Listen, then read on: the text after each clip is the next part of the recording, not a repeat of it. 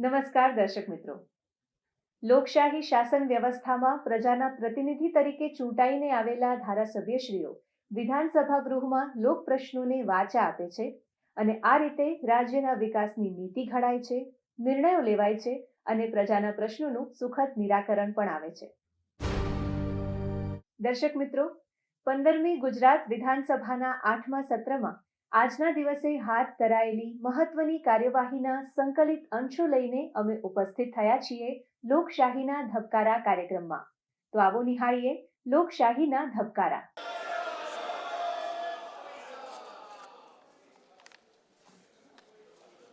Order. પ્રશ્ન ક્રમાંક 1, માન્ય શ્રી અમિતભાઈ ચાવડા. માન્ય અધ્યક્ષશ્રી, મારા માન્ય મંત્રીશ્રી પાસે જાણવું છે કે આ પ્રોજેક્ટો આપણે કરીએ છીએ એક વાત છે, પણ જો ટ્રીટેડ વોટર છે, કોઈ જાતનું એમાં હેઝાર્ડસ કેમિકલ કે એના તત્વો નથી, તો આ પાણીનો આપણે એ જ ઉદ્યોગોમાં રિસાયકલ કરીને ઉપયોગ કરવા, ત્યાં કોર્પોરેશન વિસ્તારમાં કોઈ અલગ અલગ બીજા માટે ઉપયોગ કરવા, કાં તો પછી કોઈ હેઝાર્ડસ કેમિકલ નથી એમાં, તો એ વિસ્તારના ખેડૂતોને ખેતી માટે ઉપયોગ કરવા માટેનું કોઈ આયોજન કરવામાં કેમ નથી આવ્યું? માન્ય અધ્યક્ષશ્રી, જે માન્ય સભ્યશ્રીએ જે રીતે ડીપ સી ડિસ્ચાર્જ પાઇપલાઇનની જે વાત કરી છે, તો માન્ય અધ્યક્ષશ્રી, ડિસ્પર્શન મોડેલિંગ એ વૈજ્ઞાનિક સેમ્યુઅલ છે જે પાઇપલાઇન દ્વારા શુદ્ધિકૃત ગંદા પાણીના ઊંડા દરિયામાં યોગ્ય નિકાલ માટે કેવી રીતે ફેલાય અને મિક્સ થાય તે અનુમાન કરવા માટે ઉપયોગમાં લેવાય છે. માન્ય અધ્યક્ષશ્રી, કમ્પ્યુટરાઇઝ સોલ્યુશન દ્વારા ડાયલ્યુશન પોઈન્ટની ઓળખ, CPCBના ધોરણે જેવા કે 150 ગણું ડાયલ્યુશન તેમજ 100 મીટરના અંતરે 1500 ગણું ડાયલ્યુશન મેળવવા કરવામાં આવે છે. ડિપર્શન મોડેલિંગમાં શુદ્ધિકૃત ગંદા પાણીના ફ્લો રેટ, પાણીની ઘનતા, તાપમાન, ક્ષાર અને પોલ્યુટનની સાંદ્રતાની વિગતોની જરૂરિયાત રહે છે. આ ઉપરાંત દરિયાના પાણીના અભ્યાસ માટે ટાઇડલ કરંટ અને કરંટની દિશા, કરંટ વેલોસિટી સંબંધિત માહિતી, બાયોમેટ્રી અભ્યાસ અને પાણીની ઘનતા સ્થિરીકરણની વિગતોની જરૂરિયાત રહે છે. માન્ય અધ્યક્ષશ્રી, સભ્યશ્રીએ જે રીતે એમણે જે વાત કરી એ રીતે CETમાં પાણી ભેગું કરીને ફરીથી શુદ્ધ કરી અને કોમન એફ્યુલન્ટ ટ્રીટમેન્ટ પ્લાન્ટ નાખીને આ જે પાણી છે એ દરિયામાં લઈ જવામાં આવે છે. અને માન્ય સભ્યશ્રીની જે ખેતી માટે કે સિંચાઈ માટેની વાત કરી એમનું સૂચન છે. અધ્યક્ષશ્રી, એમણે જે જવાબ આપ્યો ને એમાં ખાસ કરીને ઝઘડિયા અને અંકલેશ્વરથી આખા ગુજરાતની સૌપ્રથમ પાઇપલાઇન, ડીપસી પાઇપલાઇન ખંભાતના અખાતમાં નખાયેલી હતી અને ત્યાર પછી 3 વર્ષ પછી NIAનો રિપોર્ટ લીધેલો, નેશનલ ઓશનોગ્રાફી. એમાં જળચર પ્રાણીઓને કંઈ પણ અસર થયેલી નથી એવો રિપોર્ટ છે. GPCB તમને આપશે જોઈએ. બીજું કે સુરત ખાતે પણ આ પાણી ઉદ્યોગોમાં વાપરમાં લગભગ 150 કે 200 ml પાણી વપરાય છે પાછું. માન્ય અમિતભાઈ, મારી લાગણી એટલી જ છે કે જો આપણે આ ટ્રીટેડ વોટર છોડવાના હોઈએ તો એ ટ્રીટેડ વોટરનો ઉપયોગ આપણે બાકીના કામોમાં કેમ નથી કરતા, એના માટે કોઈ આપણે અભ્યાસ કર્યો છે કે કેમ? આમ તો આ પ્રશ્ન મને લાગે છે કે એન્વાયરમેન્ટ ડિપાર્ટમેન્ટનો હશે. નહીં, એટલે એન્વાયરમેન્ટ ડિપાર્ટમેન્ટ, માન્ય મંત્રીશ્રી એન્વાયરમેન્ટને છે. તો આ પ્રશ્ન ખરેખર તો એન્વાયરમેન્ટનો છે અને આ બાબતે માનનીય કનુભાઈએ તો જવાબ આપી જ દીધો છે, પરંતુ આના વૈકલ્પિક ટેકનોલોજી માટેના સૂચનો પણ મળેલા છે અને પરંતુ એ બાબતની અત્યારે ચર્ચા એટલા માટે નહીં કરી શકાય કે આ બાબત સબજ્યુડિસ છે, એટલે એ ચર્ચા કરવી એ હું માનું છું ત્યાં સુધી ન્યાયની પ્રક્રિયા માટે હિતાવહ નથી. જ્યુડિશરીજી જેની એની અંદર હોય તો એની આપણે ચર્ચા ડિટેલમાં ન જઈએ. માન્ય મંત્રીશ્રી, કોર્ટને અસર ના થાય એ પ્રમાણે આપ જવાબ આનો આપીશું. માનનીય અધ્યક્ષશ્રી, મેં એનો જવાબ ઓલરેડી આપ્યો છે કે આ બાબતે વૈકલ્પિક ટેકનોલોજીના સૂચનો મળેલા છે, પરંતુ એ બાબતની ચર્ચા એટલા માટે નહીં કરી શકીએ કે આ બાબત સબજ્યુડિસ છે. પ્રશ્ન ક્રમાંક 2, માન્ય શ્રી મોહનભાઈ કોકણી. માન્ય અધ્યક્ષશ્રી, તારીખ 31/12/25ની સ્થિતિએ તાપી જિલ્લામાં જિલ્લા કક્ષાની સ્પોર્ટ્સ સ્કૂલ છે એમાં કેટલા ખેલાડીઓ લાભ લે છે અને એની સાથે જિલ્લા કક્ષાની જે સ્પોર્ટ્સ સ્કૂલ છે એ હેઠળ તાપી જિલ્લામાં કઈ રમતોની તાલીમ અપાય છે? માન્ય અધ્યક્ષશ્રી, સભ્યશ્રીએ જે રીતે વાત કરી, તાપી જિલ્લામાં આવેલ જિલ્લા કક્ષાની સ્પોર્ટ્સ સ્કૂલમાં હાલમાં અત્યારે 128 છોકરીઓ લાભ લે છે અને આ સ્પોર્ટ સ્કૂલ યોજના હેઠળ એથ્લેટિક, કબડ્ડી, ખોખો, શૂટિંગ અને ટેકવાન્ડોની રમતો રમાય છે. પ્રવીણભાઈ ગોગારી. આજે આપણા માનનીય મંત્રી શ્રી કુંવરજીભાઈ બાવળિયાનો જન્મદિવસ છે, એમને ખૂબ ખૂબ શુભેચ્છા પાઠવું. માન્ય મંત્રી શ્રી કુંવરજીભાઈ બાવળિયાને જન્મદિવસની ખૂબ ખૂબ શુભકામનાઓ વિધાનસભા ગૃહ વતી પણ આપણે બધા પાઠવીએ છીએ. માનનીય અધ્યક્ષશ્રી, આપના માધ્યમથી મંત્રીશ્રીને પૂછવા માગું છું કે જિલ્લા કક્ષાએ જે સ્પોર્ટ સંકુલ યોજના અંતર્ગત ખેલાડીઓની તાલીમ દરમિયાન થતી ઈજાઓ માટે ફિઝિયોથેરાપિસ્ટની નિમણૂક કરવામાં આવે છે કે કેમ? જો હા, તો ફિઝિયોથેરાપી નિમણૂક કરવામાં કેટલા ફિઝિયોથેરાપિસ્ટ રાખવામાં આવે છે? માન્ય અધ્યક્ષશ્રી, જિલ્લા કક્ષા સ્પોર્ટ્સ સંકુલમાં યોજના અંતર્ગત જે સ્કૂલો ચાલે છે એમાં જિલ્લા દીઠ એક ફિઝિયોથેરાપિસ્ટની નિમણૂક કરવામાં આવે છે. ડૉક્ટર તુષારભાઈ ચૌધરી.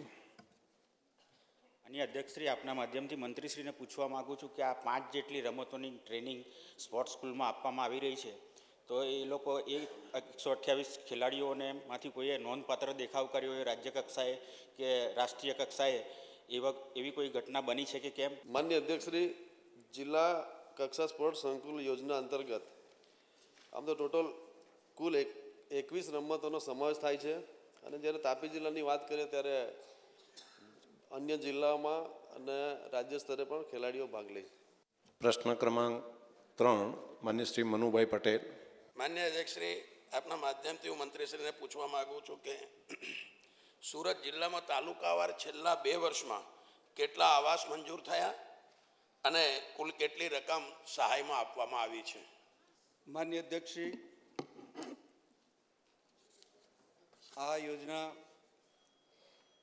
અનુસૂચિત જનજાતિ માટે અને વ્યક્તિગત વસવાટની મુશ્કેલીઓ દૂર કરી શકે, કુટુંબને મદદરૂપ થઈ શકે અને તેમાં રહી અને કુટુંબીજનો વિકાસ કરી શકે એના માટેની છે. જ્યારે માન્ય સભ્યશ્રીએ તાલુકા વાઇઝ વાત કરી છે ત્યારે માંડવી તાલુકાની અંદર 46 આવાસ મંજૂર કરવામાં આવ્યા છે અને 119.5 લાખ રૂપિયા ચૂકવેલ છે. ઉમરપાડામાં 110, 127.9 લાખ, બારડોલીમાં 2, 14.5 લાખ, માંગરોળ 42, 57.8 લાખ, મહુવા 75, 118.1 લાખ, પલસાણા 9.8 લાખ, ઓલપાડ 2, 1 લાખ રૂપિયા. આમ ટોટલ 315 અને ટોટલ રૂપિયા 448.6 લાખ રૂપિયાની માતબર રકમ ચૂકવવામાં આવેલી, સહાય ચૂકવવામાં આવી છે. માન્ય અધ્યક્ષશ્રી, 2024માં કુલ 315 આવાસ મંજૂર કરવામાં આવ્યા, 260.1 લાખની સહાય ચૂકવવામાં આવી અને વર્ષ 2025માં 251 આવાસ મંજૂર કરવામાં આવ્યા અને 188.5 લાખની સહાય ચૂકવવામાં આવી. આમ સુરત જિલ્લાની અંદર 566 લાભાર્થીઓને 448.6 લાખની સહાય ચૂકવવામાં આવી. માન્ય અધ્યક્ષશ્રી. માન્ય ભરતભાઈ પટેલ. આપના માધ્યમથી માન્ય મંત્રીશ્રી પાસેથી જાણવું છે, આવાસ યોજના એ ખૂબ સારી સરકારની યોજના છે, તો તેમાં વ્યક્તિગત ધોરણે આવાસ યોજના હેઠળ લાભ મેળવવા માટે આવક મર્યાદા નિશ્ચિત થયેલ છે કે કેમ, અને આ યોજના હેઠળ મળવાપાત્ર આર્થિક સહાયમાં તાજેતરમાં કોઈ સુધારો કરવામાં આવેલો હોય તો માન્ય મંત્રીશ્રી જણાવે. માન્ય અધ્યક્ષશ્રી, આદિજાતિ કુટુંબની વાર્ષિક આવક 6 લાખ નિયત કરવામાં આવેલી છે અને અનુસૂચિત જનજાતિમાં પણ અંત્યત પછાત એવા આદિમ જૂથ કોટવાળિયા, કોલ્હા, કોલદા, કાથોડી, સિદ્દી અને પઢારના લાભાર્થીઓને કોઈ આવક મર્યાદા નક્કી કરવામાં આવેલ નથી. માન્ય અધ્યક્ષશ્રી, આર્થિક સહાયમાં સુધારા બાબતે 2025ની અંદર 1,20,000 રૂપિયા હતા, જ્યારે વધારીને 1,70,000 રૂપિયા લાભાર્થીને ખાતામાં ઈ પેમેન્ટથી જમા કરવામાં આવે છે.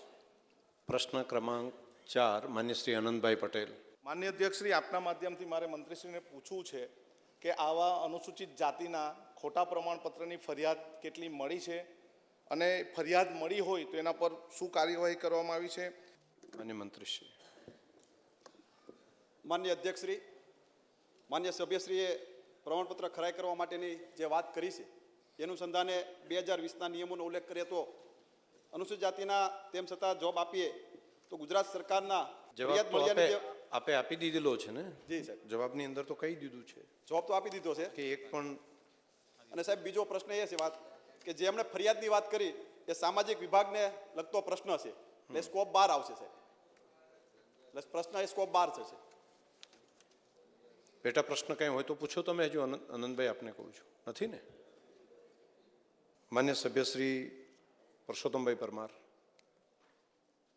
માનનીય અધ્યક્ષશ્રી, આમ તો અનુસૂચિત જાતિના આવા ખોટા પ્રમાણપત્રો મેળવી અને સરકારી લાભો મેળવતા હોય છે એવા પ્રકારના આક્ષેપો થતા હોય છે, પરંતુ છેલ્લા 2 વર્ષની અંદર આવા અનુસૂચિત જાતિના પ્રમાણપત્ર મેળવીને એક પણ આવો કિસ્સો બન્યો નથી. એટલા માટે સરકારને અભિનંદન આપું છું. ખાસ કરી અને આના માટે રાજ્ય સ્તરે કોઈ કમિટી બનાવવામાં આવી છે કે કેમ આના પ્રમાણપત્રોની ચકાસણી માટે, અને જો કમિટી છે તો એમાં સભ્યો કોણ કોણ છે? માન્ય અધ્યક્ષશ્રી, માન્ય સભ્યશ્રીએ જે પ્રશ્ન પૂછ્યો છે આમના માટે સરકારશ્રી દ્વારા એક કમિટીની રચના કરવામાં આવી છે. આ કમિટીના સભ્ય તરીકે નિયામક શ્રી અનુસૂચિત જાતિ કલ્યાણ, કાર્યપાલક શ્રી નિયામક શ્રી આદિજાતિ સંશોધન અને તાલીમ સોસાયટી, સેક્શન અધિકારી સામાજિક ન્યાય અને અધિકારીતા વિભાગ, સંયુક્ત નિયામક અનુસૂચિત જાતિ કલ્યાણનો સમાવેશ થાય છે. આ પ્રકારની સરકારશ્રી દ્વારા આ વિભાગ માટેની એક કમિટી બનાવવામાં આવી છે. પ્રશ્ન ક્રમાંક 5, માન્ય શ્રી વિમલભાઈ ચુડાસમા. માન્ય અધ્યક્ષશ્રી, આપના માધ્યમથી મંત્રીશ્રીને પૂછવા માગું છું કે ઘણીવાર પોલીસ સ્ટેશને જતા હોય ત્યારે એફઆઈઆર લેવામાં ન આવતી હોય ત્યારે ઘણા લોકો અરજી કરતા હોય છે, ઇન્વર્ટ કરાવતા હોય છે પોતાની અરજી, અથવા પોસ્ટ થ્રુ મોકલતા હોય અથવા કુરિયર થ્રુ મોકલતા હોય, તો આવી અરજીઓ જે ત્યાં કેટલી અરજીઓ આવેલી. માન્ય અધ્યક્ષશ્રી, આપણે કેન્દ્ર સરકારે સામાન્ય માણસની ચિંતા કરી છે. BNSS ભારતીય નાગરિક સુરક્ષા સંહિતા કલમ 173માં ફરજિયાત એફઆઈઆરની જોગવાઈ રાખી છે. જો કોઈ પોલીસ અધિકારી એફઆઈઆર દાખલ કરવાનો ઇનકાર કરે તો આપણે એસપીને પણ મળી શકતા હોઈએ છીએ, મેજિસ્ટ્રેટ પાસે અરજી પણ દાખલ કરી શકતા હોઈએ છીએ. માન્ય અધ્યક્ષશ્રી, સમગ્ર ગીર સોમનાથ જિલ્લામાં છેલ્લા 2 વર્ષમાં એમ કેસ એક પણ નોંધાયેલ નથી. માન્ય અધ્યક્ષશ્રી, આ ગૃહનું ધ્યાન ગૌરવપૂર્વક હું દોરવા માગું છું કે આપણા ગુજરાતમાં ખાલી પોલીસ અધિકારીઓની નહીં પણ આપણા મુખ્યમંત્રી અને નાયબ મુખ્યમંત્રી આદરણીય દર સોમવારે અને મંગળવારે અરજદારોને સાંભળવા પણ બેસતા હોય છે. એમને પાસે પણ કોઈ રજૂઆત આવે તો એ ડાયરેક્ટ પોલીસને પણ જાણ કરતા હોય છે. માન્ય અધ્યક્ષશ્રી, દર મહિનાના ગુરુવારે, ચોથા ગુરુવારે સ્વાગત કાર્યક્રમમાં આપણા મુખ્યમંત્રી અરજદારોને ડાયરેક્ટ સાંભળતા પણ હોય છે. અરજદારને ગાંધીનગર રૂબરૂ ધક્કો ના ખાવો પડે એ માટે સરકાર દ્વારા જિલ્લા કક્ષાએ એસપી, ડીવાયએસપી, એસપી, ડીસીપી અઠવાડિયાની અંદર દરેક અરજદારોને રૂબરૂ પણ સાંભળતા હોય છે. એવી જ રીતે માન્ય અધ્યક્ષશ્રી, અધિકારીઓ કેટલા દિવસ કેટલા અરજદારોને સાંભળાશે તેમના માટે સમીક્ષા કરવામાં આવે છે, અને એ અરજી નાયબ મુખ્યમંત્રીના કાર્યાલયમાં તેમને ઈ-ગુસ્કોપ સોફ્ટવેર એન્ટ્રી કરી અને નાયબ મુખ્યમંત્રીને એ અરજીની ચકાસણી પણ કરતા હોય છે. આ સરકારની સ્પષ્ટ નીતિ છે કે એફઆઈઆર નોંધવી ફરજિયાત છે, પણ ઓનલાઈન ફરિયાદ સિસ્ટમમાં માધ્યમથી ઈ-એફઆઈઆર અને ઝીરો એફઆઈઆરની પણ જોગવાઈ સરકાર દ્વારા કરવામાં આવી છે. માન્ય અધ્યક્ષશ્રી, જ્યારે પણ પોલીસ અધિકારી લગતો ગુનો બને ત્યારે એફઆરઆઈ દાખલ કરવામાં આવે છે. જ્યાં પોલીસ અધિકારી બહારની બાબતમાં હોય તો એનસી દાખલ કરવામાં આવે છે. અમુક કિસ્સામાં અટકાયતી પગલાંની કાનૂની કાર્યવાહી પણ કરવામાં આવે છે. એવી જ રીતે માનનીય અધ્યક્ષશ્રી રજૂઆત અને બાતમી માહિતી પ્રકારની પણ હોય છે. માનનીય અધ્યક્ષશ્રી એવા કિસ્સાના ગુના દાખલ કરવાના કે જેવા કિસ્સામાં પ્રાથમિક તપાસ પણ કરવી જરૂરી હોય છે. ઘણીવાર મિલકત લગતા પ્રશ્ન પણ હોય છે કે જે મિલકતોમાં ભાઈ ભાગના પણ પ્રશ્ન હોય છે, ભાગીદારોના પણ પ્રશ્ન હોય છે. એમના અરજ પણ કંઈ અરજી થઈ હોય પોલીસમાં ત્યારે પોલીસ એમની વિશેષ તપાસ કરે છે અને ત્યારબાદ એમની એફઆરઆઈ દાખલ કરતા હોય છે. એવી જ રીતે મેડિકલ લગતા કોઈ ગુના હોય તો આ ગુનાની અંદર ડાયરેક્ટ એફઆરઆઈ થતી નથી. એની તપાસ કમિટી એમનો રિપોર્ટ રજૂ કરે છે, ત્યારબાદ એમની સામે એફઆરઆઈ થતી હોય છે. એવી જ રીતે લગ્નોત્તરના કોઈ પ્રશ્ન હોય તો એ પણ અરજી આવતી હોય છે અને અરજી આવ્યા બાદ એમની તપાસ કરવામાં આવશે અને તપાસ કર્યા બાદ એમની એફઆરઆઈ કરવામાં આવતી હોય છે. માન્ય ભગાભાઈ બારડ. માન્ય અધ્યક્ષશ્રી, માન્ય મંત્રીશ્રીને પૂછવા માગું છું કે એક તો ઝીરો એફઆઈઆર શું છે અને અત્યાર સુધીમાં ગીર સોમનાથ અને જુનાગઢ જિલ્લામાં આવી કોઈ એફઆઈઆરો નોંધાયેલી છે કે નહીં એની વિગત એક થોડીક આપે. અને બીજું માન્ય અધ્યક્ષશ્રી, મારો પ્રશ્ન એ છે કે સોમનાથની અંદર વીવીઆઈપી મહેમાનો ઘણા બધા આવતા જ હોય છે દરરોજ. બહારની પોલીસ પણ પુષ્કળ ત્યાં બંદોબસ્તમાં આવે છે. એમાં દીકરીઓનું પ્રમાણે હોય છે. તો એમને એક રહેવા માટેની વ્યવસ્થા માટે સોમનાથની અંદર એક સારું પોલીસ ભવન ગેસ્ટ હાઉસ જો બને તો એમને ક્યાંય બહાર જવું ન પડે. અને બીજું એક વેરાવળની અંદર પોલીસ પરિવારના જે આવાસ છે ત્યાં એક સારો હોલ બને તો એ પરિવારને ત્યાં લગ્ન પ્રસંગો કે બીજો પ્રસંગ ઉજવી શકે. તો આવું સરકાર વિચારે છે કે નહીં, એટલી મારી વિનંતી છે. માન્ય અધ્યક્ષશ્રી, માન્ય સભ્યશ્રીએ પ્રશ્ન પૂછ્યો છે કે ગીર સોમનાથ અને વેરાવળમાં પોલીસ ભવન માટેની જે વાત છે એવી માન્ય સભ્યશ્રીનું સૂચન છે. ખાસ કરીને ગુજરાત સરકારનો મુખ્ય કોઈ પણ પીડિત વ્યક્તિને ગુનાની જાણ કરવા માટે મુશ્કેલી ના પડે અને હદનો કોઈ પ્રશ્ન ઉપસ્થિત ના થાય તે સુનિશ્ચિત કરવા માટે આ વ્યવસ્થા મુજબ કોઈપણ નાગરિકને ગુનો જ્યાં હોય તેની પરવા કર્યા વગર નજીકના કોઈપણ પોલીસ સ્ટેશનમાં ગુનો દાખલ કરાવી શકે તે ફરિયાદ સંબંધિત પોલીસ સ્ટેશનમાં મોકલી આપવામાં આવશે. માનનીય અધ્યક્ષશ્રી, આ જોગવાઈ મુખ્ય હેતુ પીડિત વ્યક્તિને તરત કાનૂની મદદ અને હદના કારણે ન્યાયમાં વિલંબ ના થાય અને ખાસ કરીને મહિલા, બાળકો અને વૃદ્ધો માટે અત્યંત ઉપયોગી વ્યવસ્થા એ કરવામાં આવેલ છે. રાજ્ય સરકાર દ્વારા આ અંગેની સ્પષ્ટ સૂચના છે અને તાલીમ આપવામાં પણ આવે છે અને આ સૂચનાનો ભંગ બદલ કડક કાર્યવાહી પણ સુનિશ્ચિત કરવામાં આવે છે. માનનીય અધ્યક્ષશ્રીએ જે ઝીરો એફઆઈઆરની વાત કરી છે એમાં ગીર સોમનાથમાં 30 અને જુનાગઢમાં 2 ઝીરો એફઆઈઆર દાખલ કરવામાં આવેલ છે. માન્ય સંજયભાઈ કોરડિયા. અધ્યક્ષશ્રી, આપના દ્વારા માન્ય મંત્રીશ્રીને પૂછવા માગું છું કે ગીર સોમનાથ અને જુનાગઢ જિલ્લામાં છેલ્લા 2 વર્ષમાં કેટલી એફઆઈઆર દાખલ કરવામાં આવી છે? માનનીય અધ્યક્ષશ્રી, જ્યારે કોઈ વ્યક્તિ મોબાઈલ કે વાહન ગુમ થાય છે ત્યારે તે વ્યક્તિને પોર્ટલ ઉપર તેની એન્ટ્રી કરી શકે છે. 48 કલાકમાં ફરિયાદ દાખલ કરે છે અને આ એફઆઈઆર ઉચ્ચ કક્ષાથી સમીક્ષા થઈ અને ખૂબ ઝડપથી ફરિયાદ દાખલ થાય એ પ્રકારની વ્યવસ્થા ગોઠવવામાં આવી છે. માનનીય અધ્યક્ષશ્રી, ગીર સોમનાથની અંદર 242 અને જુનાગઢની અંદર 269 એફઆઈઆર દાખલ કરવામાં આવી છે. ઘણીવાર કોઈનો મોબાઈલ ગુમ થયો હોય, કોઈના વાહન ચોરાણા હોય એ અનુસંધાને આ ફરિયાદ દાખલ કરવામાં આવતી હોય છે. પ્રશ્ન ક્રમાંક 7 માન્ય શ્રી બાબુભાઈ પટેલ. માન્ય અધ્યક્ષશ્રી, આત્મનિર્ભર ગુજરાત યોજના 2022 કેટલી કેપિટલ સહાય કરવામાં આવી અને સહાયના પાત્રતા શું છે? માન્ય મંત્રીશ્રી. માન્ય અધ્યક્ષશ્રી, સભ્યશ્રીએ જે પ્રશ્ન પૂછ્યો છે અમદાવાદ જિલ્લાના સંદર્ભમાં પૂછ્યો છે. માન્ય અધ્યક્ષશ્રી, આત્મનિર્ભર ગુજરાત યોજના હેઠળ 2022 હેઠળ માઇક્રો એકમ અને કેપિટલ સહાય યોજનાનો લાભ આપવામાં આવેલ છે. વિવિધ તાલુકા કેટેગરી પ્રમાણે 10%થી 25% સુધી મહત્તમ 10 લાખથી 35 લાખ સુધીની કેપિટલ સહાય આપવામાં આવેલ છે. આ યોજના હેઠળ માન્ય અધ્યક્ષશ્રી, અમદાવાદ જિલ્લામાં 6283.20 લાખની વ્યાજ સહાય ચૂકવવામાં આવી છે અને 3822.98 લાખ એ કેપિટલ સહાય ચૂકવવામાં આવેલ છે. માન્ય શૈલેષભાઈ પરમાર. માન્ય મંત્રીશ્રી પાસે જાણું છે કે જે રીતે એમએસએમઈની અંદર અરજીઓના આધારે જે સહાય આપી છે તો કેટલી અમદાવાદ જિલ્લાની અંદર એમએસએમઈના કુલ કેટલા રજીસ્ટ્રેશન થયેલા એકમો છે? જે એકમો પૈકી કેટલાય અરજી કરી હતી ને અરજી પૈકી આટલી અરજીઓ મંજૂર કરો તો કેટલા એકમો છે અને કેટલા એકમોએ અરજી કરી હતી? માનનીય અધ્યક્ષશ્રી, અમદાવાદ જિલ્લામાં કુલ 4,355 અરજીઓ પ્રાપ્ત થયેલ હતી. એમાં 3,283 અરજીઓ મંજૂર કરવામાં આવી હતી. મંજૂર થયેલ 3,283 ક્લેમ અરજીઓમાં 1,161 ક્લેમ કેપિટલ સહાયની હતી અને 626 અરજીઓ નામંજૂર કરવામાં આવી હતી. માન્ય કિરીટસિંહભાઈ ડાભી. અધ્યક્ષશ્રી, આપના મારફત હું મંત્રીશ્રી પાસે જાણવા માગું છું કે આત્મનિર્ભર ગુજરાત યોજના 2022 હેઠળ જાન્યુઆરી 25થી ડિસેમ્બર 25 સુધીના સમયગાળામાં અમદાવાદ જિલ્લામાં તાલુકા પ્રમાણે કેપિટલ સહાયની કેટલી ક્લેમ થયા, કેટલી રકમ ચૂકવવામાં આવી અને કેટલું ચૂકવણું કર્યા પછી હવે કેટલા બાકી રહ્યા શકે છો, એ હું આપના માધ્યમથી જાણવા માગું છું. માન્ય અધ્યક્ષશ્રી, અમદાવાદ જિલ્લામાં અમદાવાદ તાલુકાની વાત કરીએ તો 881 અરજીઓ આવી. 2,639.16 લાખનું ચૂકવણું કરવામાં આવ્યું. એ જ રીતે બાવળા તાલુકામાં એક અરજી આવી, એમાં 2.90 લાખનું ચૂકવણું કરવામાં આવ્યું. દસક્રય તાલુકામાં 238 અરજીઓ આવી, એમાં 977.98 લાખનું ચૂકવણું કરવામાં આવ્યું. ધંધુકા તાલુકામાં કુલ 5 અરજી આવી, એમાં 79.85 લાખનું ચૂકવણું કરવામાં આવ્યું. સાણંદ તાલુકામાં 34 અરજીઓ આવી, એમાં 121.95 લાખનું ચૂકવણું કરવામાં આવ્યું.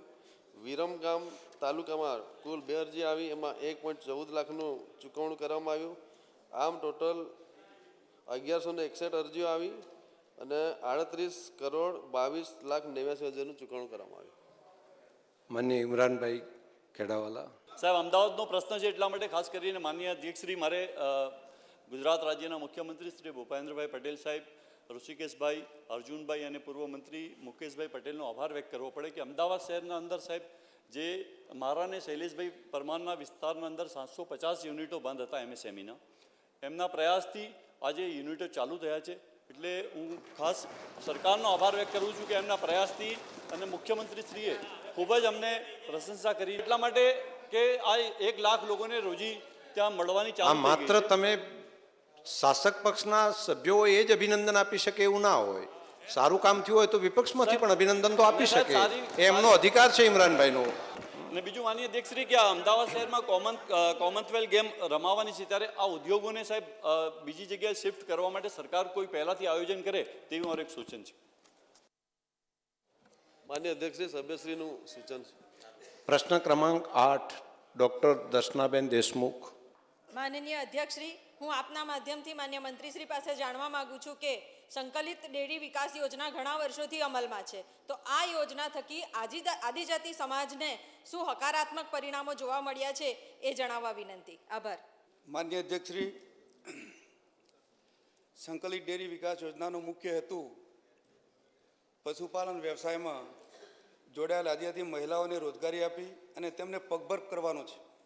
યોજનાનું અમલીકરણ 2007-2008થી શરૂ કરવામાં આવ્યું છે અને institute of rural management IRMA દ્વારા 2023-24માં સંકલિત ડેરી વિકાસ યોજનાનું મૂલ્યાંકન હાથ ધરવામાં આવ્યું છે. માનનીય અધ્યક્ષશ્રી, મહિલાઓ દ્વારા પશુની સાર સંભાળ ખૂબ સારી રીતે લેવામાં આવે છે અને દૂધ ઉત્પાદનનું પ્રમાણ વધ્યું છે અને વધુ સારી રીતે દુધાળા પશુઓની માવજત કરતા હોય છે. માનનીય અધ્યક્ષશ્રી, મહિલાઓની આવક વધારાના કારણે સામાજિક અને આર્થિક દરજ્જો ઊંચો આવ્યો છે અને પોષણ તકનું સ્તર ઊંચું આવ્યું છે. માનનીય અધ્યક્ષશ્રી, આ યોજનાથી બાળકોના શિક્ષણ, નવા પશુઓની ખરીદી, ઘરનું સમારકામ, નાના ધંધાઓ માટે બચતની રકમનો ઉપયોગ કરી શકે છે. માનનીય અધ્યક્ષશ્રી, આ આજીવિકાના કારણે સ્થળાંતરનું પ્રમાણ ઘટ્યું છે. માનનીય અધ્યક્ષશ્રી, આ યોજના થકી આદિજાતિ મહિલાઓને સરેરાશ માસિક 5,000થી 7,000ની આવક મળી રહે છે. માનનીય અધ્યક્ષશ્રી. માન્ય મહેશભાઈ ભુરિયા. માન્ય અધ્યક્ષશ્રી, માન્ય મંત્રીશ્રીને પૂછવા માગું છું, સંકલિત ડેરી વિકાસ યોજના અંતર્ગત લાભાર્થીઓને દુધાળા પશુ આપવામાં આવે છે ત્યારે આ યોજના હેઠળ આપવામાં આવતા દુધાળા પશુઓની ચકાસણી કરવામાં આવે છે કે કેમ, અને આ યોજનાનું મોનિટરિંગની સુપરવિઝન કોના દ્વારા કરવામાં આવે છે? માનનીય અધ્યક્ષશ્રી, આ યોજના હેઠળ લાભાર્થીઓ દ્વારા ખરીદવામાં આવતા દૂધાળા પશુઓની ચકાસણી સંબંધિત જિલ્લા દૂધ ઉત્પાદક સંઘ દ્વારા કરવામાં આવે છે અને તેના વેટરનરી ડૉક્ટર મારફતે ચકાસણી કરવામાં આવે છે. માનનીય અધ્યક્ષશ્રી, આ નર્મદાનો પ્રશ્ન છે એટલે નર્મદા જિલ્લામાં દૂધ ધારા ડેરી સંઘ દ્વારા વેટરનરી ડૉક્ટરની ઉપસ્થિતિમાં દૂધાળા પશુઓની ચકાસણી કરી વીમા હેતુના લાભાર્થી દ્વારા પસંદ કરાયેલા પશુઓનું ટેગિંગ કરવામાં આવે છે અને સંકલિત ડેરી યોજનાનું સુપરવિઝન જિલ્લા કક્ષાએ પ્રાયધન વહીવટદાર કચેરી અને રાજ્ય કક્ષાએ development support agency of Gujarat ડિસેક દ્વારા કરવામાં આવે છે. માનનીય અધ્યક્ષ, પ્રશ્ન ક્રમાંક 9 માન્ય શ્રી વીડી ઝાલા, વિરેન્દ્રસિંહ ઝાલા. માન્ય અધ્યક્ષશ્રી, હું મંત્રીશ્રી પાસેથી જાણવા માગું છું કે માનવ કલ્યાણ યોજના મંજૂર કરવાના શું ધોરણો છે અને હિંમતનગર તાલુકામાં આવી કેટલી અરજીઓ આવી અને કેટલી મંજૂર કરવામાં આવી? માન્ય અધ્યક્ષશ્રી, તારીખ 1/1/2025થી તારીખ 31/12/2025 સુધીના સમયગાળામાં માનવ કલ્યાણ યોજના અન્વયે સાબરકાંઠા જિલ્લાના હિંમતનગર તાલુકામાં 832 અરજીઓ આવેલ છે, જે પૈકી 237 અરજીઓ મંજૂર કરવામાં આવેલ છે અને જ્યારે ડ્રોમાં પસંદગી ના પામેલ અરજીઓ આગળના વર્ષમાં ધ્યાનમાં લેવામાં આવે છે. પ્રશ્ન ક્રમાંક 10 માન્ય શ્રી ગુલાબસિંહ ચૌહાણ. માનનીય અધ્યક્ષશ્રી, આપના માધ્યમથી હું મંત્રી પાસે જાણવા માગું છું કે છેલ્લા 2 વર્ષમાં કેટલી વખત એસટીના ભાડામાં વધારો, ક્યારે અને કેટલોક થયો? માન્ય અધ્યક્ષશ્રી, છેલ્લા 2 વર્ષની અંદર તાજેતરની અંદર જ હમણાં મામૂલી એટલે કે 3%નો જ વધારો થયેલો છે અને એ જે સામાન્ય રૂટો છે, જે નાના જે રોજે રોજ બજાર આવતા હોય એના માટે કોઈ અસર કરતી નથી, એટલે નોમિનલ 3%નો જ વધારો થયેલ છે. દર્શક મિત્રો, ફરી મળીશું, ત્યાં સુધી રજા આપશો. નમસ્કાર.